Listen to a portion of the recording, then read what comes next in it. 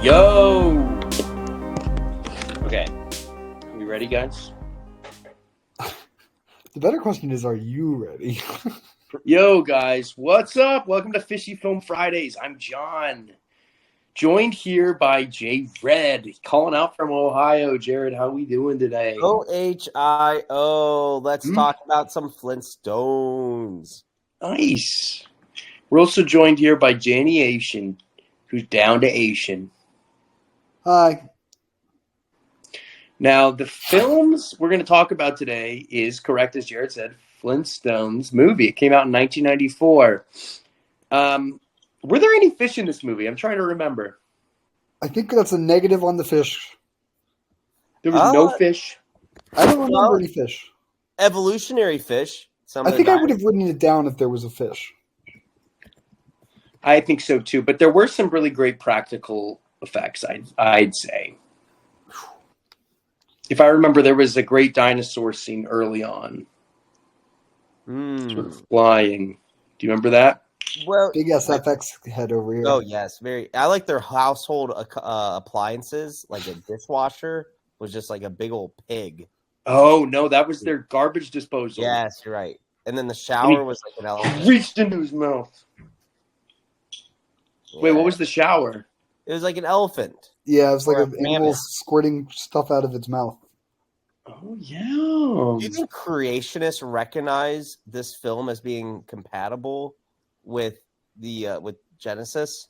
So here's actually this is actually the first thing I have written down in my little notes is that the Flintstones weren't a part of my childhood, and I wonder if it's because of the whole religious seclusion element of my childhood. That's something you could discuss with your therapist later. I think. Give us some base facts, Tim. No, I think that's actually interesting. And we should talk about that because we're 90s kids. Yeah. Did you guys watch the Flintstones growing up? I watched, but the cartoon. I didn't see the movie until I was probably an adult. Wait, no, I didn't know anything about the Flintstones until literally a month ago when I watched this. Really? The cartoon. Correct. Like, absolutely correct. You knew they existed, though. Like, and you knew. I knew they existed. Yeah. You knew Barney, sort of like, Wilma. No, I didn't know. That's Fred. The only thing I really knew was the car where they used their feet to move in the car. That was pretty much the only thing I knew about the Flintstones. Correct. I watched the Flintstones on Boomerang on TV. I was aware of it. Yep. Hanna-Barbera cartoon. Yep, it was a Hanna-Barbera joint. And what's Boomerang? Boomerang was this thing Cartoon Network set up that let you watch like old cartoons from the 60s. It was like a different channel on cable. Yeah. Wow. It was sick. Bougie for that. It'd be like Flintstones, Jetsons, Scooby-Doo. Yeah. Then they would start. But yeah, I think as a plot device, the whole like concept of dinosaurs and humans at the same time is very interesting. Very interesting. I think it's more just funny, right? Like, or maybe I think people in the like 60s when the show was on, like actually thought dinosaurs and humans were all alive at the same time. So they were like, oh, that's funny. Like there's, they're bird-brained people. Yeah. Well, the concept is it's the newlyweds or the honeymooners. Yeah, right. It's the honeymooners, but it's based on cavemen. It's the Stone Age, but it's the 20th century suburban family. Oh. I didn't pick up on that at all. Yeah, like that's what it is. Like they're in suburb. Like he has a blue collar job. Right. Yeah. No. Yeah, I get it. Danny does not understand what suburban America is anymore. And why is that? You're a member of the intelligentsia. You haven't been with the working man in almost a decade.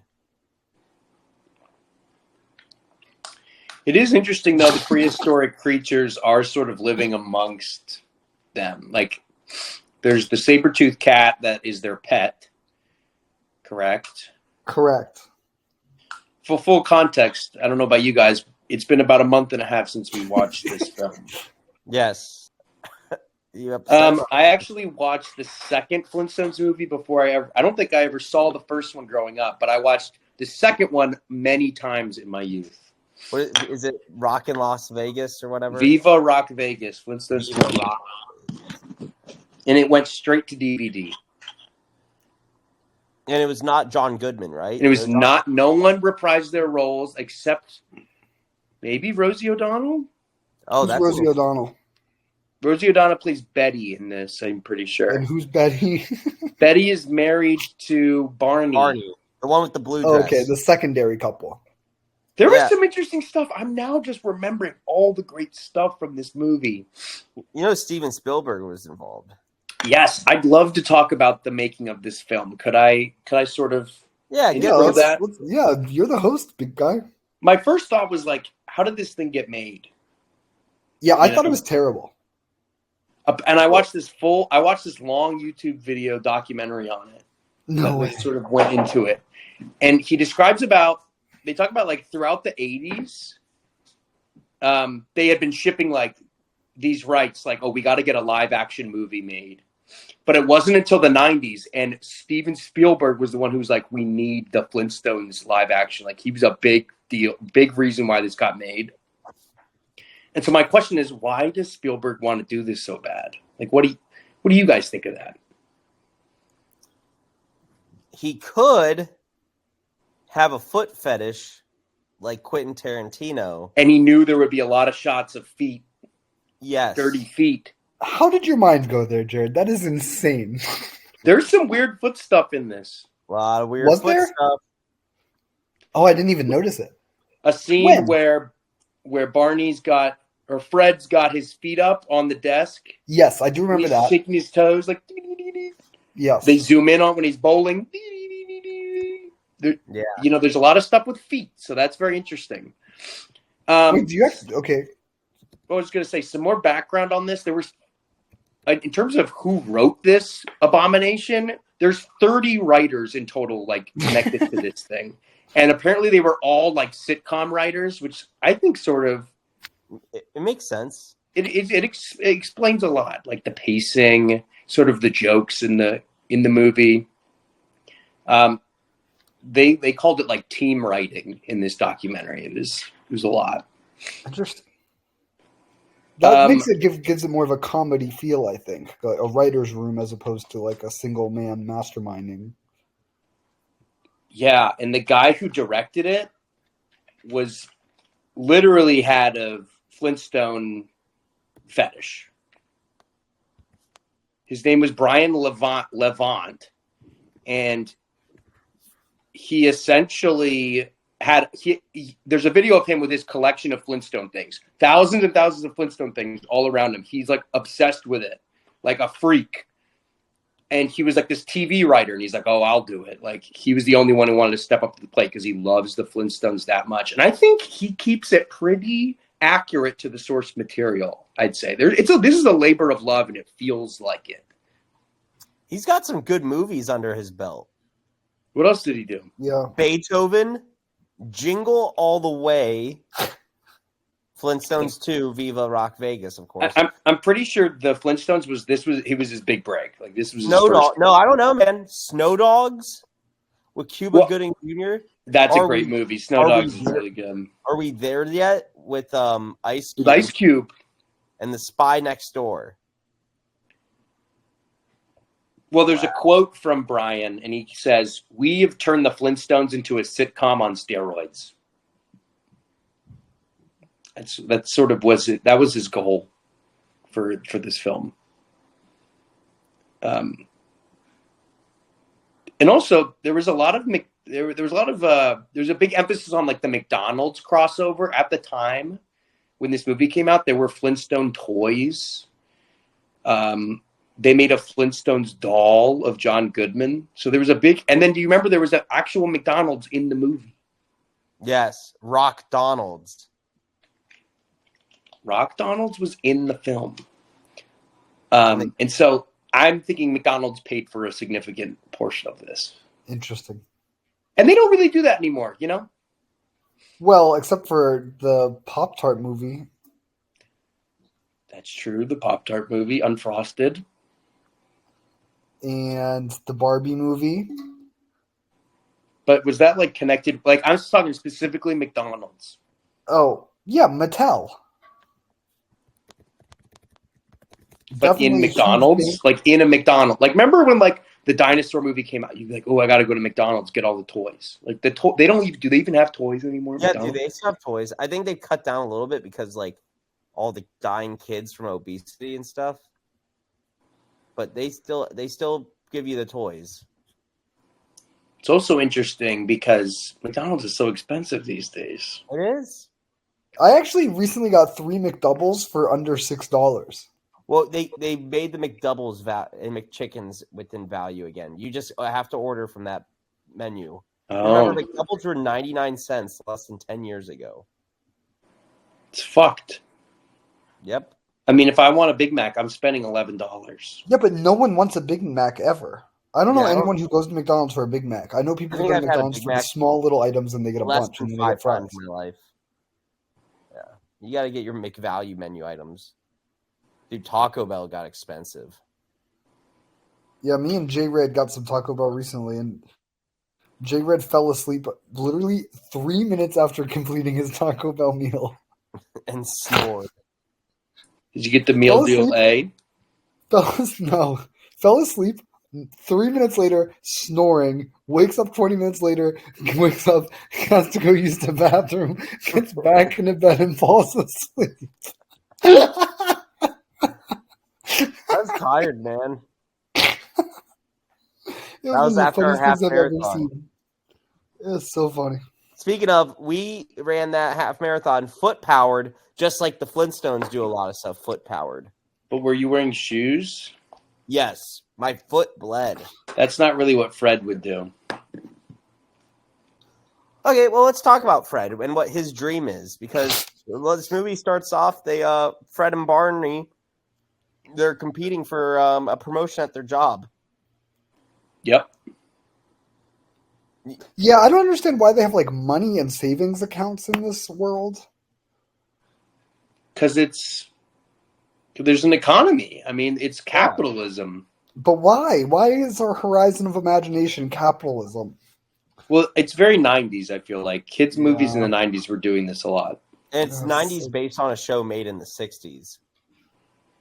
Also, in the 90s, remember, capitalism won. The wall fell. There's no other system. Either you get ran over at Tiananmen Square or you're working at the quarry with Fred and the dinosaurs. Right. But there was no capitalism during caveman time and dinosaur time. We don't know. We don't know that. Okay. Yeah. I think we know that, but okay. It is sort of like when I watched the beginning, especially, I feel sort of an anxiety for Fred and Barney. You know, I'm worried about them. They don't seem to be very smart. They seem to be in debt. They're not good at their They're like jobs. I mean, how are they going to do anything? Do you relate with them? Well, of course. I mean, don't we all, as common workers, sort of see ourselves a Fred or a Barney? No, I see myself as Kyle MacLachlan's character, honestly. Hot as fuck and in charge. I see you a bit more as like a Kyle Rittenhouse character more than anything else. Oh, so you're one of the dinosaurs.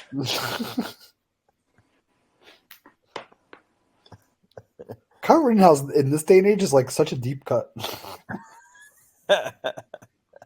Can we talk about the test they take? Yes. Yeah, let's talk about. You're the host. Don't ask us what to talk about. Remember that standardized test, and I'm not really sure I remember exactly why. Oh, it's like an aptitude test. Correct. And they want... Well, Halle Berry and McLaughlin are planning something, and they need a worker. Yes. Correct. They need a stooge to take the fall. Yeah, to sign off on all these things that allow money to be embezzled. So they set up this test, and they put... Poor Fred doesn't know a damn thing. And I don't know about you guys, but I've been there before. Oh, we know you've been there before. But Barney is a savant. Right. Yeah, he's a smart guy. And he does...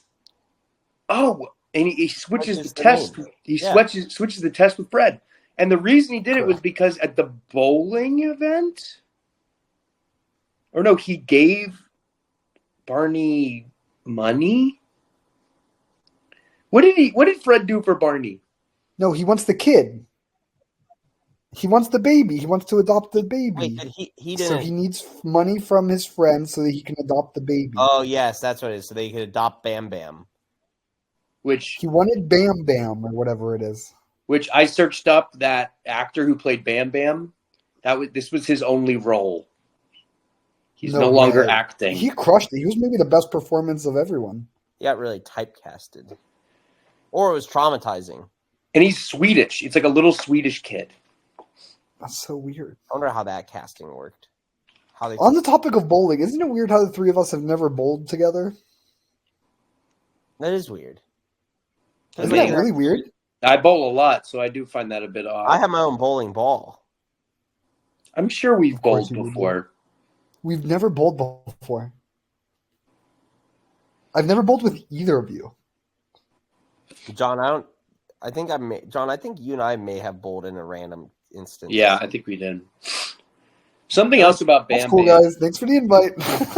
Something else about Bam Bam is it's true to the show. The original show, Bam Bam was adopted, if I remember correctly. But in the show, Bam Bam was left on left on their doorstep. Whereas this one, they have to buy the baby.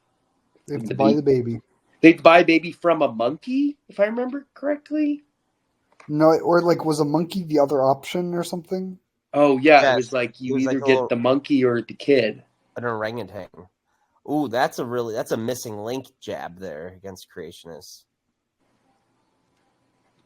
Yeah. Because in the Flintstones world, they value the monkeys. After I saw the way that kid acted, I would have taken the monkey. Yeah. Yeah, Bam Bam was crazy. I didn't like that montage sequence at all with Bam Bam. I really felt myself losing some brain cells during Which one was that? when they get him and then he's running around and he's doing all that stuff. Like they do a montage right after they get him. Yeah. It's terrible. Yeah. Fred's an asshole, though. I do think that the race relations in this movie are better than the ones in Crash. Oh, yes.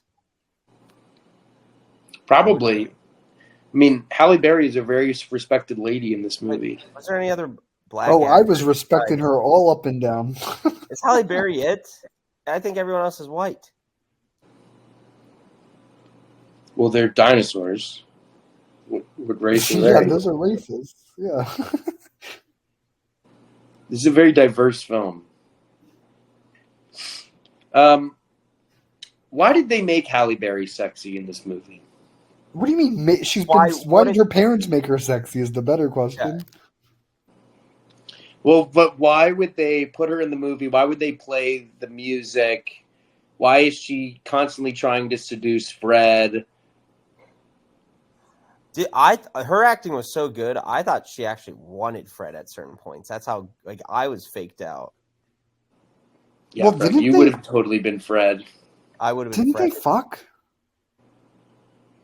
No, Oh, Wilma. It was Wilma, implied. It was implied at one point because there was a moment when Kyle MacLachlan's character broke the fourth wall, and it was implied that Fred fucked Halle Berry.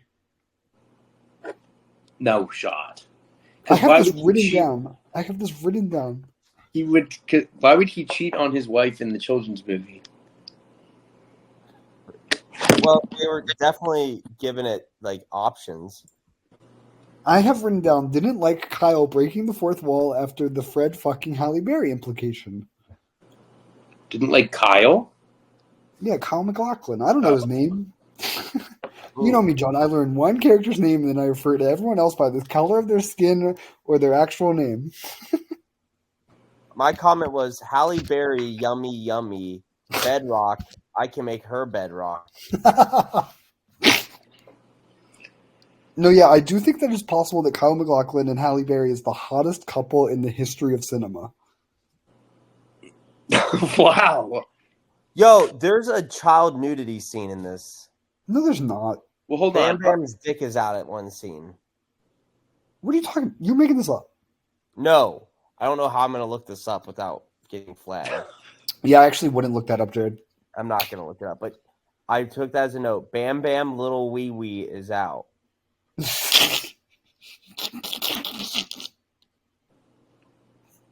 was during the monkey scene when they were going to give him the monkey or that. I don't know. Halle Berry overall felt inappropriate. And then It it's felt like, incredible. are we supposed to feel bad for her at the end? I mean, like, because she kind of actually starts to like Fred. Yeah, she realized her character flaws. She's honestly a woman in any corporate America position. She saw a way to climb to the top, even though it was unethical, and then she realized that her values were compromised by a morally pure person like Barney and Fred. I do think it was interesting that Kyle MacLachlan. It didn't make any sense of that. I thought it was crazy that Kyle MacLachlan's character, like, after the scam was complete, he like leaves Halle Berry behind. How could anyone leave Halle Berry behind? Oh, he left because he wanted the whole cheese. He wanted the whole slice of cheese. He didn't want to. A hot girl is more important than any amount of cheese. Dude, no, dude. That cheese can get you more mice. It almost seemed to me that he wasn't even interested in Halle Berry. Yeah, that's possible, but that's sad because he must be like some crazy. He needed glasses, I guess, is what he needed. He could have been the gay caveman. Ooh. You know, speaking of potential hate and biases in this film. She's ringing the bell. She's ringing the bell. Who, Halle Berry? No, that's a puppy. Rebecca! Are you trying to teach her how to talk? Yo, this is the first time I've got her to do this. Let's go outside. Oh, so she's ringing the bell to know when it's bathroom time? Yeah. Damn, this dog's smarter than fucking John Goodman's character. Bella, come on. You mean Fred? Just trying to keep it. Yeah, sorry. There was some other stuff about John Goodman, like, I felt like his performance was pretty good for the most part. John Goodman leans too heavily on his voice and not enough on his acting chops. I can see that. He has a boisterous voice, but he like sort of has Fred's mannerisms. I think he was the perfect Fred. The perfect Fred. I could tell by the end of the film. I mean, like, I don't know what order they shot this in, obviously. Right. By the end of the film, like the final scenes, he is checked out. He was on fucking autopilot. Or were you just checked out as a viewer and you started to realize what was in front of you? No, I was engrossed the whole time. Oh, okay. He loves the movie. He loves the movie. But like, I don't know. He seemed like he wasn't really into it. And apparently Fred really wanted nothing to do with the film, but he did it as a favor to Spielberg to play Fred. Like, Spielberg was like, we need to have you play Fred. And he's like, okay, if you want me to, Steven. Whoa, that's crazy. You got to listen to Steven, though. Especially 90s Steven. If 90s Steven asks you for a favor, you do it. Well, wait, so who's Rubble? Why do I have this name Rubble written down? Barney Rubble. Okay, got it. Dude, Barney and Wendy and Wilma Rubble. Okay, so here's a question for both of you. Not Wilma. Yeah? You ready for this? This is a plot-related, deep question. Jared, are you focusing or are you looking at your puppy? I'm watching my puppy pee, but I'm listening. Okay, so let's think about what Rubble does. Rubble says, okay, I'm a smart guy, and I could have a good job, but I really want a baby, and I can't get a baby because I don't have money. So he trades his successful career for an adopted child, essentially. So here's the question. You two are both men who want, imagine, you are men who want a child, and imagine further that your partner cannot conceive a child, and it's hard for you to get a child on the adopted child market. Would you trade your career for an adopted child? Ready, go. I probably wouldn't. If they don't give you, if they make it difficult and it's one or the other, nah. But what if it would make your wife happy? All right, it doesn't matter if but now you're not giving the child a good life potentially. Because you don't have the job. That's an interesting take. Okay, Yeah, he's well, got you're creating a whole new level of instability. Yes, Jared.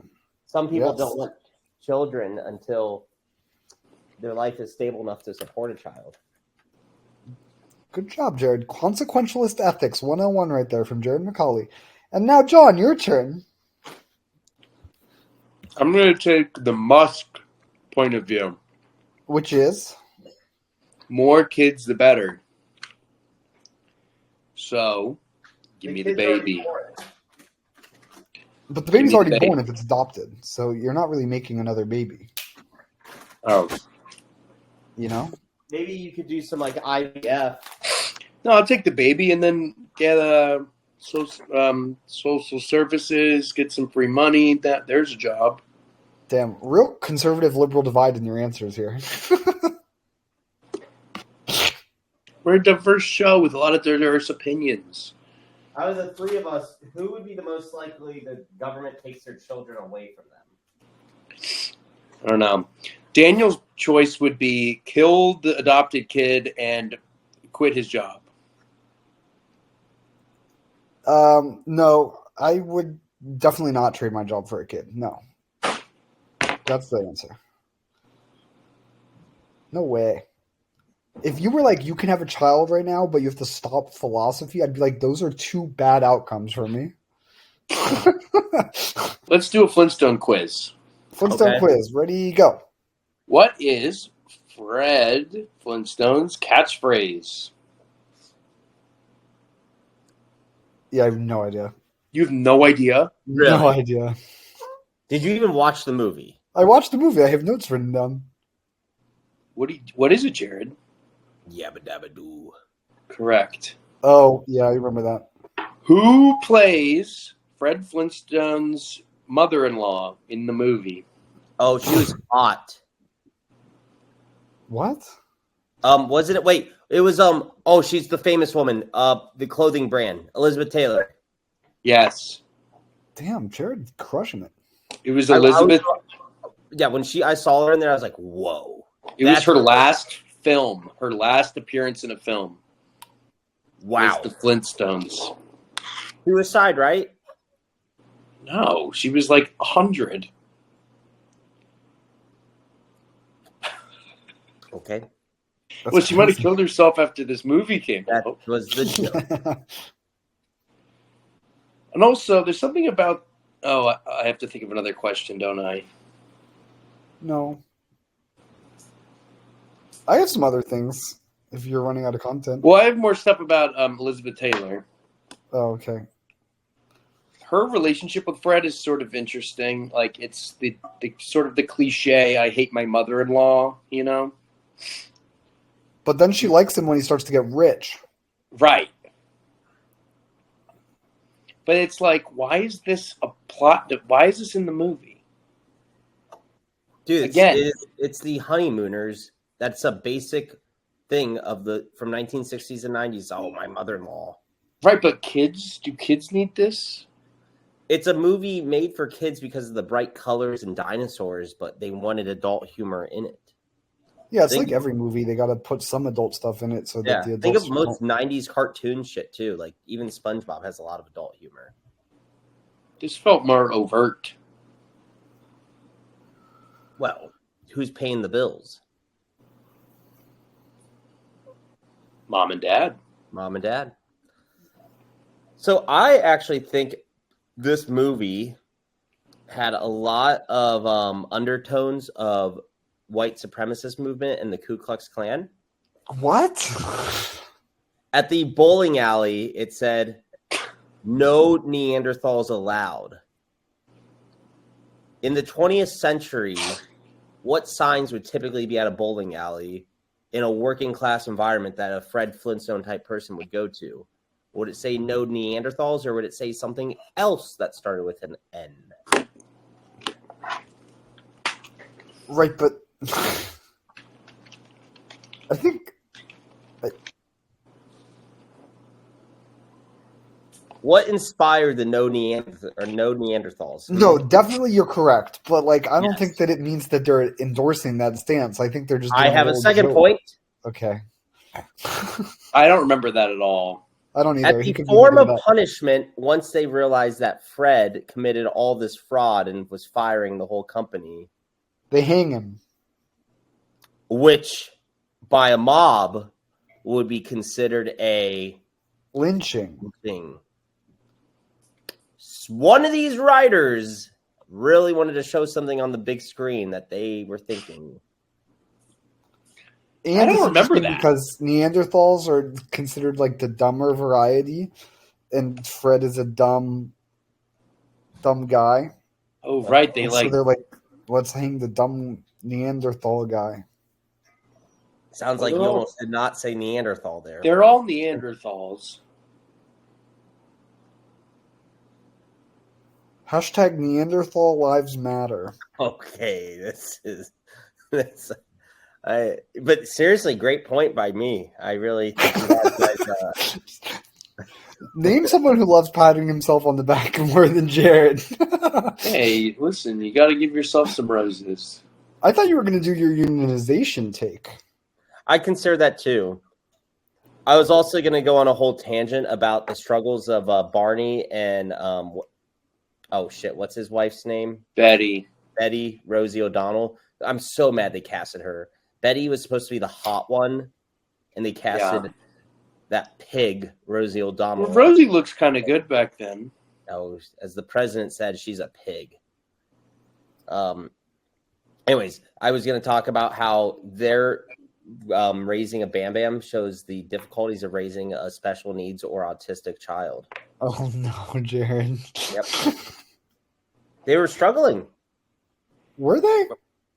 Well, they were poor, too. They had to live in Fred's house. Right. A combination of tough circumstances, special needs child, and financial insecurity. Yep. Which is far too often an issue in many American households who have a family member with special needs. Especially when the roller coaster breaks and the ticket sales stop coming in as well. Dude, I got to go to a roller bearing place tomorrow to buy a chain for a ride. I got grease on my Okay, here's a question. Do you think that... Wait, so what's Fred's friend's name? What's Rubble's name? Barney. Barney? Do you think Barney would have been as corrupted by money as Fred was? No. No. Okay, John, you go first this time. I think Barney is pure of heart. Oh, that's what I wanted to say. Where Fred is attracted to sin. Yeah. Attracted to sin? Damn. He wanted to cheat on his wife. He just wants to get drunk with his non-Neanderthal club. Neanderthal hating friends. Fred doesn't even really like his family. He doesn't. He just wants to buy something. They're sort of getting in the way of him and his bowling Interesting. Meanwhile, Barney needs his family. He needs his family. He needs Bam Bam. And he's smarter, so he knows that money isn't the chief good in the world. Yes, but when he doesn't have it, it seems like he's the most sad. Well, because he's got his special needs child that he's trying to take care of. Oh, but does he see it as God's blessing or whatever they're believing in the Flintstone world? Yeah. No. Fred did have some nice fits, though, when he got all that money. Yeah, the costuming actually was very good, and I mean this especially in relation to you-know-who. Miss Yum Yum? Miss Halle Berry. I have written down the comment that John didn't like about them being the hottest couple of all time. I have written down Halle Berry, the hottest woman a woman has ever been, question mark. And I have another one written down, Halle Berry in handcuffs, ... Like, what was going on with me when I was watching this movie? Like, unreal. You're torqued just up. Just horny, man. Posting in my iPhone notes. Yeah, jeez, I almost poked an eye out. Or shot an eye out. Halle Berry is a Cleveland, Ohio native. No way. Yeah. Another thing about Fred and Barney, Fred fired Barney, didn't he? Yeah.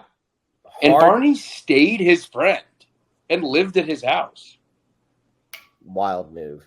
Like, Yeah, what that's else? crazy. What would it have taken him to, like, Yeah. Would he literally stab him in the back? Would that end have... his life? He's unbelievable. Barney's a great man. You know what would have been a really bad moral move is if, like, instead of giving Barney the money, he would have, like, said, I think it's you, Barney. You're infertile. I'll give Betty the kid. Oh, you would think about that, Jared. Think about that. Would have saved a lot of money. But then you got a dumb kid. Oh, and Bam Bam's intelligent. Oh, that's true. That's true. Oh, so you're saying it's true that children with special needs can't be intelligent, is what I'm hearing now, Danny. No, I did not say that. You're putting words in my mouth. Okay. Okay. One of Here's a his- question. Oh, go for it. I got one. So did you guys notice how this was actually technically a movie within a movie? How so? Well, because they go to the movie theater at the beginning of the movie, and then at the end they leave the movie theater. Yeah. So here's my question. Was the overbearing nature of the narrative in terms of money corrupting all because it was a morality movie shown to the people of that community so that they would know to value their bond to their fellow man over the dollar signs that they can make? And who sponsored that movie in this theory? Is it maybe the company made this movie so the people wouldn't unionize and think the company is evil? Maybe. Yeah, it's a psyop. That's an interesting take, Jared. I like it. Psyop. I like That's that. interesting. Well, aren't we all the cavemen watching in the movie theater? Maybe we are. Maybe we are. You're kind of a caveman. You're right. You know the B-52s were in this? Yeah, Yes. they did the BC-52's performance. That was pretty cool. I was all about That actually was one of the parts I didn't like. It felt like the Bam Bam montage, and then him making money montage and being corrupted by money montage, and then the BC-52's song and dance sequence. Like, they were just trying to fluff this movie up so hard. Like, it could have been a 30-minute movie if they cut all that random Oh, for stuff. sure. Speaking of, I think we should probably start getting towards some of our final thoughts of the Flintstones. And Can I say one last thing? yeah, it's final thoughts before the asteroid comes to hit us. One of the dumbest. I mean, the whole plot hinges on the bird that can record in his office, like records all of his conversations. It's just Right. Right. Yes. It's just a dumb plot device. It's just by the end of the movie, it's just stupid.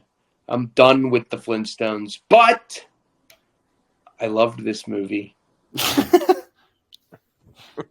and I think it's a 4 out of 5. I would give the Flintstones a yabba-dabba, but no do. I enjoyed it. Was a fun watch for a family environment of the 90s. It did commercially well at the box office, very well. On a $46 million budget, almost $350 million. Incredible. Yeah. Oh, it killed it. Yeah. And that's why they're like, we got to do a second one. And then John Goodman was like, I'm out. There's no way. I think it gave a lot of individuals direction in their acting careers. And it was just a good transitionary piece that in that point of the 90s, the world needed. And it also gave us a good conclusion of the Flintstones. Because since that, Flintstones have really not been as relevant outside the vitamin gummy world. That's true.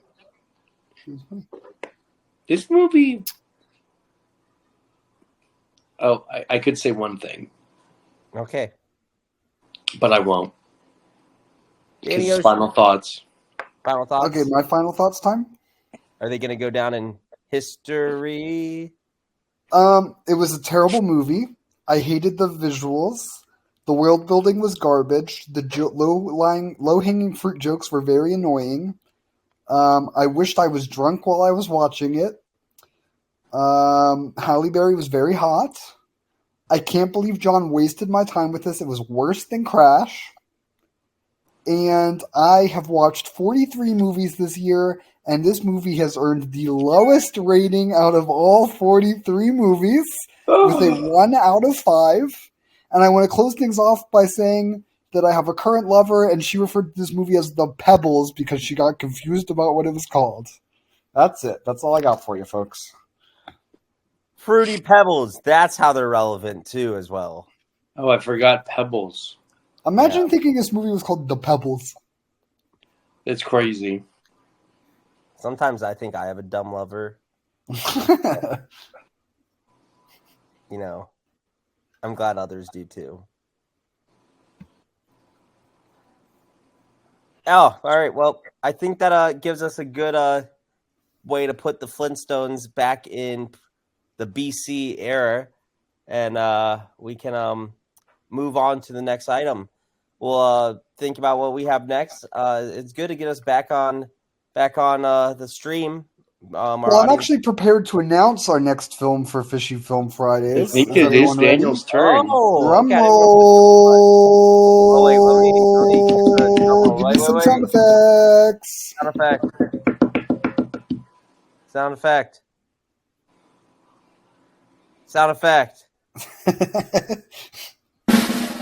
Nice. We will be watching the film On Body and Soul. It's a Hungarian film. It's available on Netflix, and I cannot wait for your thoughts and opinions. Thank you. Wow. Oh, I've seen this thing on Facebook Reels clips. All right. Well cool. Okay. See you guys in 5 months. Good job. This was a great second installment of Fishy Film Fridays. I think. Now it's just the part that really hinges on the rest of the friendship that could, No, Can we produce a product? Yeah. Well, hey, everyone. Thanks for tuning in to Fishy Film Fridays. Remember, go get your fish this upcoming Friday whenever you do listen to this. It's what Christ would have wanted. By then it might be Lent again. Yeah. Jewish Lent. All right, that passed already. Okay. Jewish Lent is Passover. Yep. All right. Okay. Good night.